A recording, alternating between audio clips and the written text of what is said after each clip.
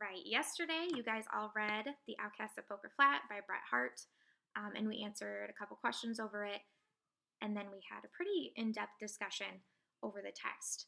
Today, we'll be taking an even closer look. So the purpose of today's lesson, we're going to dive a little bit deeper into The Outcasts of Poker Flat, and we're also going to strengthen our understanding of symbolism, as well as kind of take a closer look at the characters themselves. So everybody should have a sheet that I just passed out. The symbolism activity, please take those out. I'm going to just read through the instructions for you guys, and then we're going to go over just a specific example using a different character from a different text that we're all familiar with, just so that you guys can kind of see what's expected and have a better understanding of this activity. All right, so everybody please take those out. Thanks, please. All right, Symbolism Activity for the Outcasts of Poker Flat by Bret Harte. The characters in the Outcasts of Poker Flat are all exiled from their town for various reasons. They are forced to leave town with very few belongings, right? You'd imagine you're kicked out of town, not a lot of time to pack. This assignment asks you to think of items that the banished characters would bring with them. Based on what you know about the character, first you're going to decide what type of bag or container they would bring with them. So what would they carry everything in? Next, you will come up with 3 different objects for each character. So the objects do not need to be actual literal things that were found in the text. So not literal objects. You guys are thinking more symbolically. So instead, they should be symbolic of the character's personality, the character's traits, all of that. After you choose the objects, you will be asked to explain why you chose them. All right, so you just have to back that up.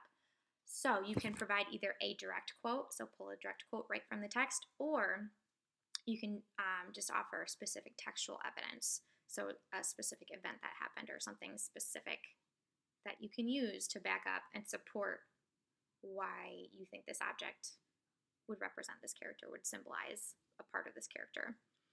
So look down the page, see right there, it says here's an example. We're going to be using Abigail Williams. Everybody's remembers Abigail, yeah? Can't forget her. So under character's name, Abigail Williams. Container or bag, I would say she would use a plain suitcase this time. Typically, I would say she's more of a fancy bag or a fancy purse type of girl, but she's running away from her problems. I think she would have not wanted to draw attention to herself for once, so she would just have a very plain, nondescript bag. So object number 1, I think she would have a picture of John Proctor for one of her objects, maybe in like a nice little locket or a nice little frame. So this would be symbolic of her feelings, her love for John, right? Those strong feelings. She longed for him, and he's the reason that most of this did happen. So I would pull maybe a direct quote to help support my argument when she said, I looked for John Proctor that took me from my sleep and put knowledge in my heart. He obviously plays a very important role for her, so I feel like to symbolize her feelings for John, to just how much he's a focus for her, she would have a picture of him. Object number 2, a book of voodoo spells. So obviously, book of voodoo spells, not actually found in the crucible, right? It was not an actual object, but I would say she would carry a book of voodoo spells with her, symbolic for her vengeance, right? She's kind of a vengeful character. She would want to get more revenge. So I would use a specific example from the text when she went after Elizabeth Proctor because she kicked her out of the house and she just wasn't very nice to her for obvious reasons, right? But yeah, she wanted to get revenge. She's kind of a vengeful person. Someone does her wrong, right? They have to pay for it. So that's where the book of voodoo spells comes in. Symbolizes her vengeful nature. Object number 3, a lasso or a rope is what I would put in there. This is symbolic of her control over others, right? Kind of lasso things to bring them into you. So she constantly roped the other girls into her evil ways, right? She So for a specific example, I would say the other girls followed her lead, right? Anything she did, they would follow along with. Like when she mimicked Mary Warren in court, right? All the other girls, they started doing the same thing, right? She roped them in, they followed her lead. And also when she threatened the girls, right? She has that control that she asserts over others. So that would be my example for the one character, Abigail Williams, right? What container or bag that I believe she would carry her objects with.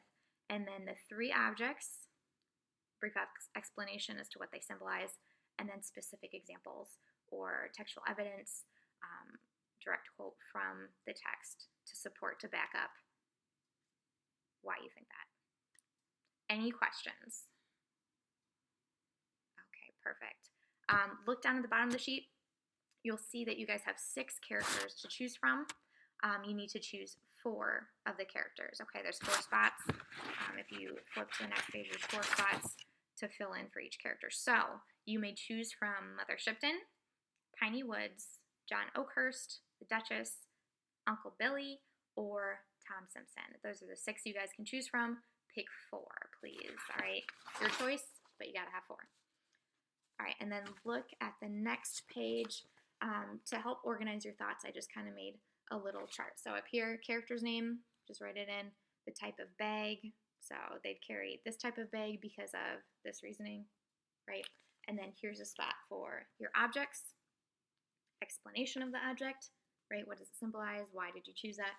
And then a quote or specific supporting evidence from the text, right? It can be direct quote, paraphrase, what have you, but it should be specific so that it's very clear why you chose the object. All right, if there's no questions, you guys can get to it. At this time, students would be working on the assignment by themselves.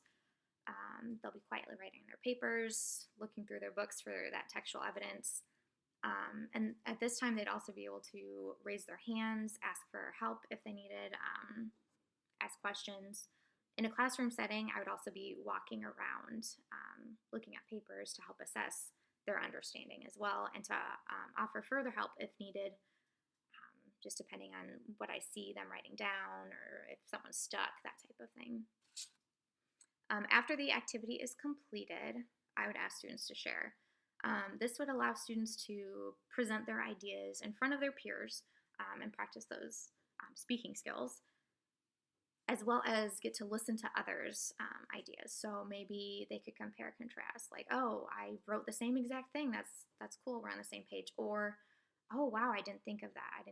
That didn't cross my mind, but you have a really good point. And it would also help me further assess their understanding of symbolism, just hearing what they are saying, the objects that they chose, and their explanations. The activity would help me decide if we need to, further look into symbolism and practice some more, or if there's a general understanding and everybody seems to have a good understanding. Each student will get the opportunity to practice their understanding of symbolism by completing the assignment, and each student will get the opportunity to ask for help or guidance during that time if needed. Some students, this might be very easy for them, symbolically thinking they're good to go. Others might struggle a bit more and need a little bit of guidance. And as I walk around the room and kind of scan their writing, I'll be able to offer feedback in the moment. If a student is choosing more literal objects, for example, I can help guide them to more symbolic thinking. So maybe I'd ask, what is something you noticed about this character, and how they acted or how they are? And what words would you use to describe this character? And then once they have that, ask them what kind of object would represent that part of that character or symbolize the description you just gave me of that character and why.